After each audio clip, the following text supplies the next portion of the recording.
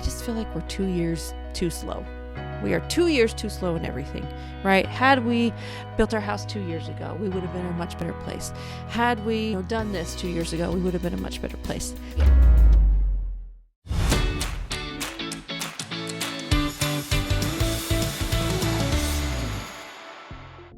Hello, everyone. Welcome back. Excited that you're joining me again on this Quiet Wealth podcast. I'm excited to talk about episode 3. So today we're talking about wealth principle number 3. We've already covered the first 2, which are mindset. So important. The second one is discipline. Also very important. So if you missed those 2, make sure you go back and listen to those because they're going to set the stage for the third principle, which is investing. Now, investing is something really important to me, and it's something I've been doing for a long time, and I've been studying it, and it's exciting. Like, I'm one of those nerds that just loves investing. I love learning about it. I love doing it, and I love seeing the fruits of the labor that I put into it. But it doesn't always go great, right? Like, sometimes you lose money. So at the end, I'm gonna tell you about the investing mistake that cost me over $1 million. But before we get there, let's talk about investing, right? So one of the keys to investing is making your money work hard for you. So the trick here is you get money, right? So we go in and we have active income. You go and you work at a job, or maybe you have a side hustle, maybe you own a business, right? Active income means money that you are working for. You're trading your time for that money. Now, when that money comes in to you, I want you to think about it as a tool. Money is a tool, and the money can do many different things for you, right? There's lots of things it can do for you. It can feed you, right? You can exchange it for food. You can exchange it for a place to live. You can exchange it for vacations. You can exchange it for clothing, right? And most often, our money, we take out and we exchange it for something else that doesn't really give us any value. I mean, well, I guess you could argue that eating is valuable. We all need to eat, right? But really, the money needs to do more than just buy stuff for you. When that money comes in, if it just goes straight out the door, you're not doing it right? I hate to break it to you, but you're not doing it right. So the goal here is to earn enough passive income to pay for your lifestyle. So think about your life right now. What things do you like to do? Do you like to go out to eat every day or once a week? Or do you like to go on vacations once a quarter? Or maybe you're an every weekend type of a vacation, or maybe you love to shop, things like that, right? So what is your lifestyle? And the goal is to really get your money working hard for you. So instead of spending all your money, you've got to invest it. So let's talk about retirement for a minute, though. My thoughts on retirement. I don't want to retire. I mean, technically, I am retired from my corporate job, right? I mean, I was able to leave my corporate job by investing in real estate. I get really worried about retirement because it does not sound very fun to me. I know a lot of people think it sounds fun, right? Hey, retire, now I can just go do whatever I want to do. But I would be bored. I really think I would be bored. I am someone who needs to have like a bajillion things going on all at the same time. So I was thinking to myself, and I was on a call with someone the other day, and they told me a story. And the story was that his uncle finally retired at the age of 68, right? He retired from his corporate job. And the uncle had all these plans, right? He had made all these plans. As soon as I retire, I will go on vacation. As soon as I retire, I'm going to buy myself an RV. As soon as I retire, I'm going to do all of these things, right? Well, guess what happened? As soon as he retired, he was diagnosed with cancer, had 6 months to live. So he did not get to do all of the things that he was planning to do before his life ended. So that's the thing that scares me. It scares me that if I think about way far into the future, 20 years from now, I'll be 62. Then am I just going to stop, right? Like, I just don't want to retire. I don't want to. I would rather take mini retirements.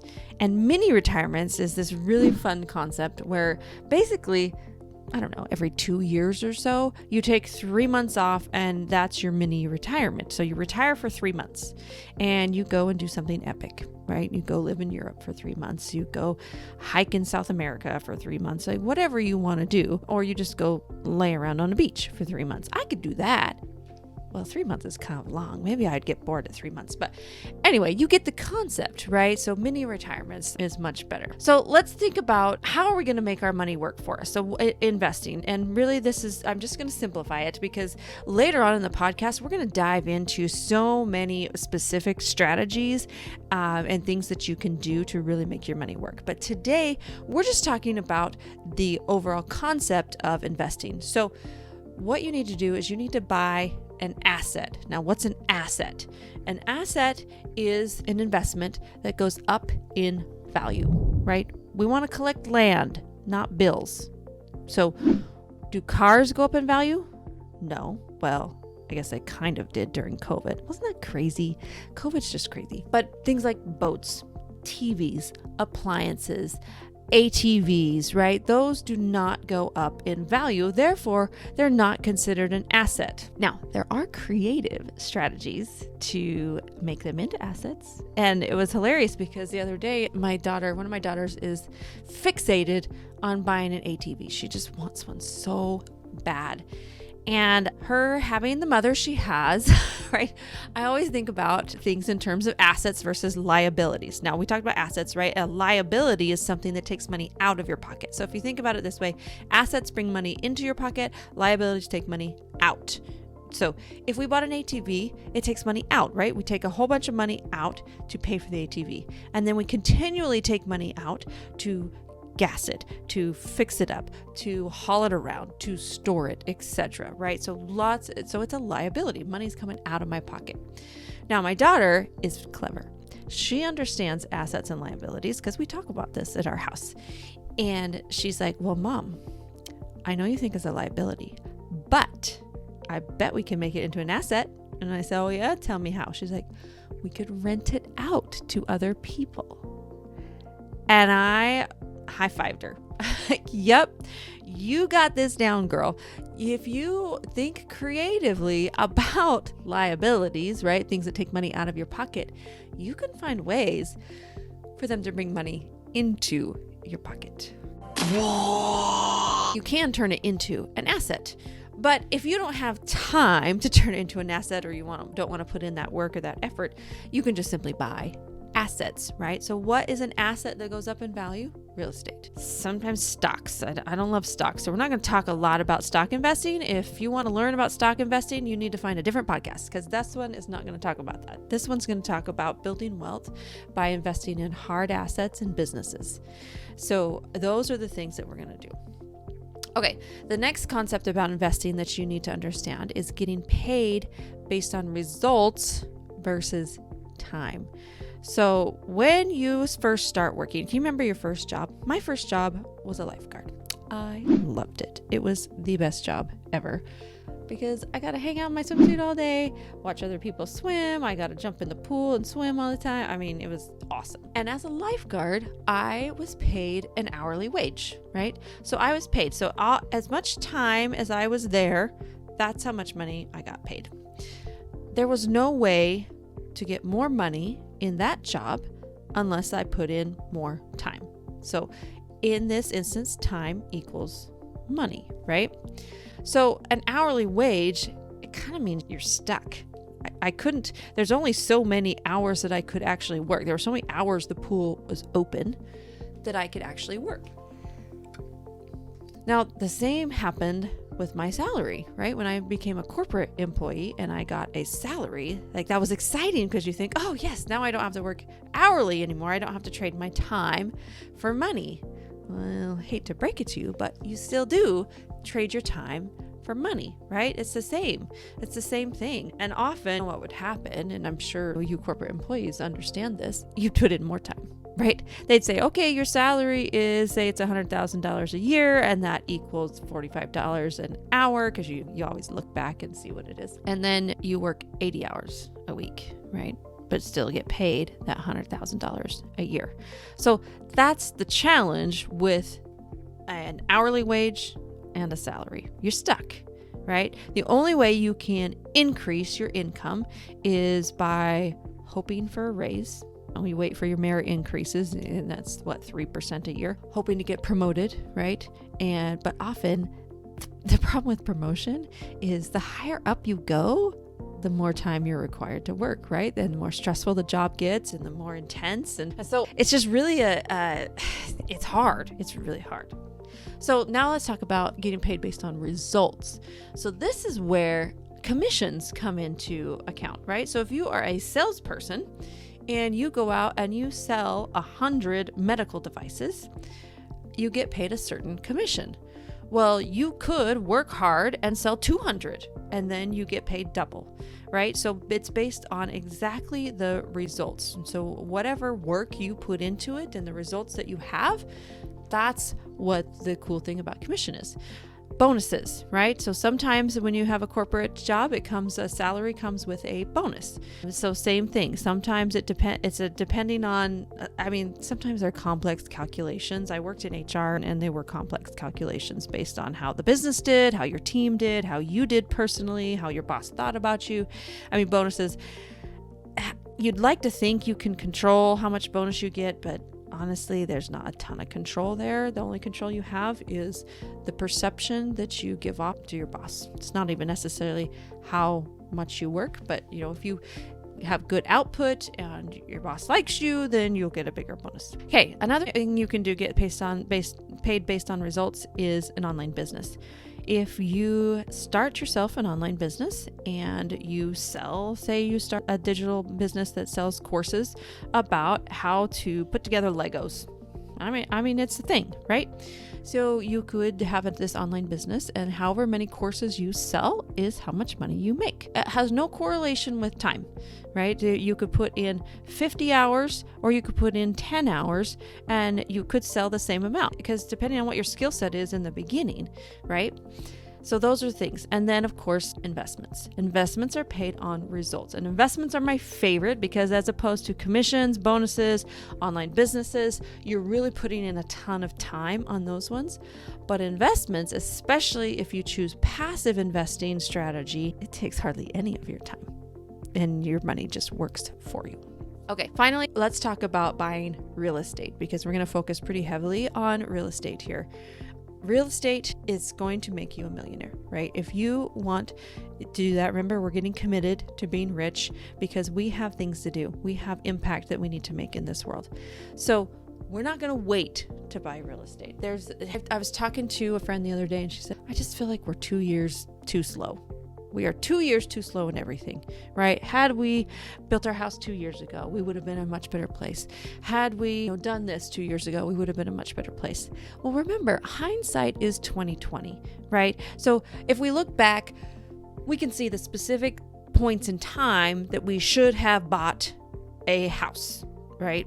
And maybe when we bought it, it wasn't the perfect place in time. And all those people who bought it at the perfect time, man, are they lucky. Well, here's the thing. Real estate is going to pay you, and real estate is a long-term strategy. Don't wait to buy real estate because in 2 years from now, you're going to look back at today and you're like, man, I'm 2 years behind again. Here I am, 2 years behind again. You've just got to buy now, buy what you can now, invest now, and then you can count on it to continue paying you into the future. So you're not going to wait to buy real estate. You're going to buy real estate and wait. It is a long-term strategy. This is no get rich quick. I am not teaching get rich quick. Again, if you want that, find a different podcast. I am here teaching about how to build wealth slowly and steadily and get steady streams of income into your life. So let's talk about the mistake that cost me $1 million. Early on in my investing, I read a lot of books and I figured out how to purchase several investments. So we're about 10 years into our investing strategy in buying houses, and we have about 10 to 15 houses. Well, I started listening like I do. I do lots of research and I start listening to a financial guru, and it was Dave Ramsey. Now, Dave Ramsey has amazing things to teach, and I love his teachings. up to a point. So his teachings in the beginning about getting out of debt, getting your finances in order, getting $1,000 in your savings account, putting together your emergency fund, getting out of debt, all of those things, 100% agree with Dave Ramsey, and that's what we did in the beginning. Where I disagree with him is his thoughts that your investments, you should buy all cash. Like, you should never use debt for anything. This is where he and I disagree. And I'll tell you why. Because when I started listening to him, and I listened to him religiously and learned from him and bought his books and read his books, well, of course, we went through the baby steps, and then we get to the step about investing. And that's kind of where his teaching really falls off, right? Like, he teaches you a certain education, but not beyond that, right? And so this is why I'm starting the Quiet Wealth podcast, because this podcast is going to take you beyond, right? So you already have to have the basics in place before you can really utilize the strategies that I'm going to teach you. So, but once you have those strategies in place, then you're going to be okay.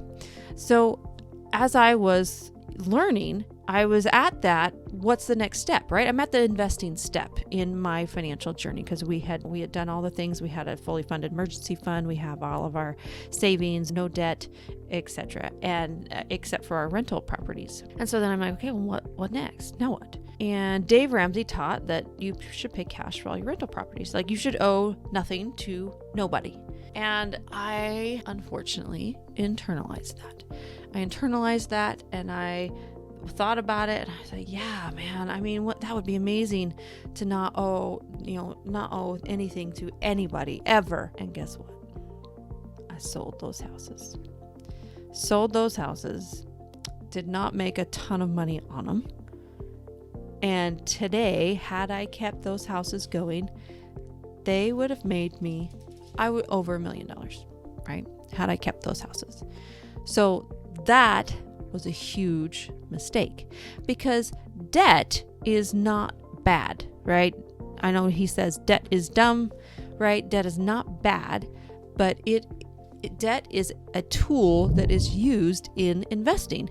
And we're going to dive deep into that. And I'm going to give you exactly the reasons why it's not bad and it's not dumb, but we'll do that in future episodes. And then finally, you got to have patience, right? Think about this as you're building the machine that's going to pay you in the future. You can't give up. That would be the worst thing to do. So you're building a machine. Maybe you go out and you buy a rental property and it's paying you $200 a month. Whoopee, right? Just remember, this is one of the things in your machine.